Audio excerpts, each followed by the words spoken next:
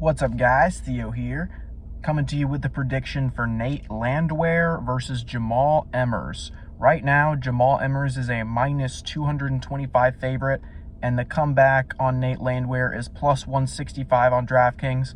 Guys, I like Nate Landwehr here, and I already made a 0.25 unit bet on him in the Bet MMA tips.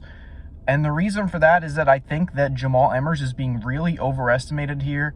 Minus 225 for him. He hasn't really been looking that good lately. I think he's just had like one or two dominant wins. Like he finished Dennis Bazooka in the first round, which really means not much to me because Dennis Bazooka is not a super physical fighter.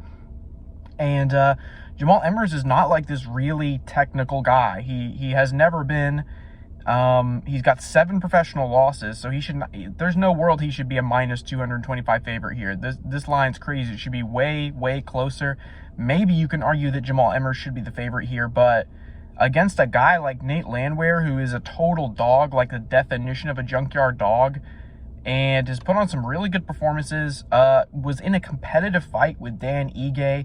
Before that, he's beat guys the likes of David Onama, who, I mean, go back and watch the David Onama Nate Landwehr fight, and then go watch Jamall Emmers fight anybody, like Jack Jenkins, any of the last few fights he's had.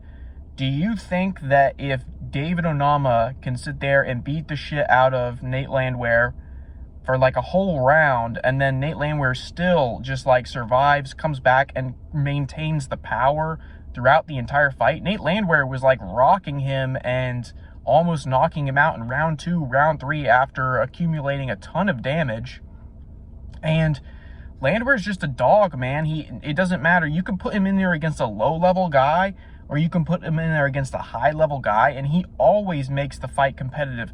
I mean, there's been like 1 or 2 moments, like I think, what's that guy that just fought? Orosa, I think, knocked him out with like a flying knee in round 1. Okay, you know, he's not like some world beater, super technical guy or anything.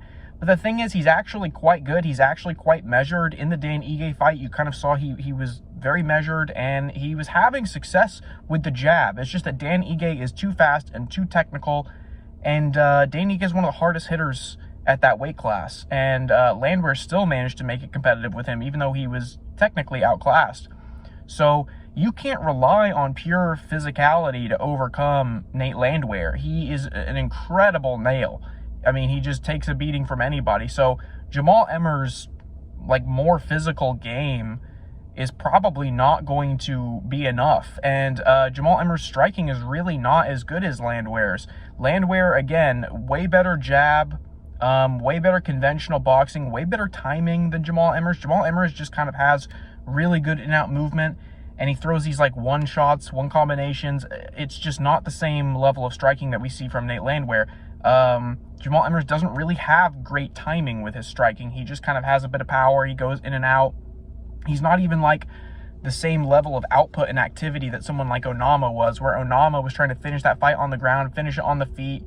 And Landwehr is just, if you make a mistake against Landwehr, he's the type of dude that will capitalize on it. He's too game. He's too live when he is fighting.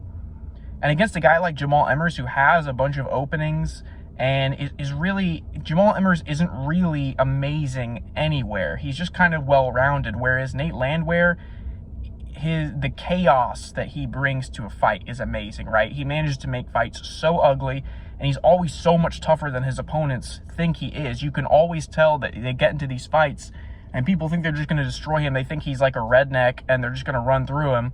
But the guy is just an alpha male, man. He's got that just fight-winning energy where he just doesn't give a fuck and he wants to bang. And I like that. And I like that here at plus 165. I think that's great value on this fight. This fight should be closer to like, I mean, a 50-50, or even I would say Landwehr maybe should be the favorite in this. So give me Nate Landwehr all day here, guys. Keep it locked in. More picks coming later this week.